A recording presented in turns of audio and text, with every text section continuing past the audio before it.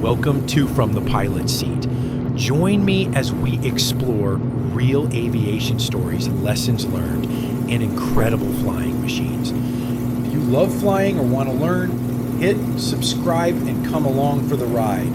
For deeper insights, check out my books, Lessons from the Sky and From the Pilot Seat. They could make all the difference on your next flight. The Planes of Fame Museum in Chino, California, as its name suggests, contains more famous aircraft than you can shake a joystick at.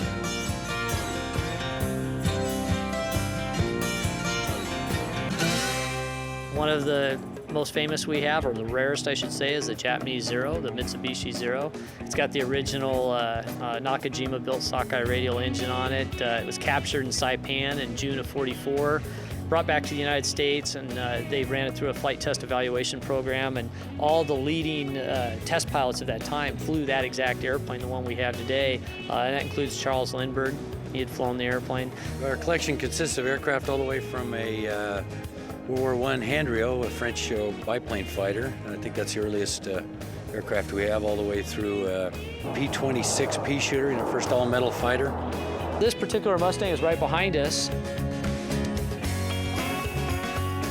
Is a little different than some of the other stock Mustangs. This one will cruise in miles per hour, about 270 miles an hour. That's burning somewhere around 65 to 68 gallons an hour at cruise power. That is a US dollar about every 10 to 12 seconds in fuel at cruise power setting. The other Mustang that we have here at Planes of Fame, the stock Mustang, has the gun ports on it. It doesn't have the shiny paint job. Continually on the hunt to try to, preserve as many of these things as we can and make them available to people to tell the stories. That's what it's all about. The unique feature that makes the Planes of Fame stand out from other aviation museums is that many of the aircraft here are in perfect working order. Glacier Girl, the famous P-38 that was recovered from under 268 feet of ice in Greenland, it spends time here. Glacier Girl was abandoned during World War II and dug out in 1992 at a cost of over $600,000. And further restoration has pushed the cost up to around $3 million US. But she is now flying again. Glacier Girl is one of the many Planes of Fame craft that regularly turns up at events like the Reno Airshow. Steve Hinton is another regular at Reno, where he flies the Pace plane, a T-33 jet. We chose the T-33 15 years ago. The racers now have far exceeded the capability of a kind of a standard piston-powered airplane. You'd have to be a race plane to be a pace plane. So chose the T-33, take an observer, safety observer with us. And, it's a jet. It's capable of any of the speeds the unlimited racers are capable of. E6 Pace, race control, you cleared on the course. Roger, 70, bring it forward, 50, bring it forward, 30, you look great, 20. Steve's Lockheed T-33 was built in the 1950s, but is still in perfect flying order, thanks to the dedicated team at Planes of Fame.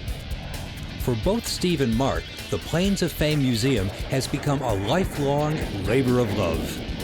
And started volunteering at the Air Museum at 7 years old even, so I just spent my time there. The museum was pretty close to where I lived, and I would ride my bike down there. My parents would drop me off. A friend of mine who attended high school was a volunteer at Planes of Fame.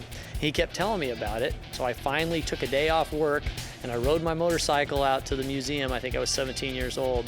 And the first airplane I saw was the Corsair, and to walk up and see this massive airplane with this big radial engine and 13-foot propeller on the front of it, I just was awestruck and instantly hooked.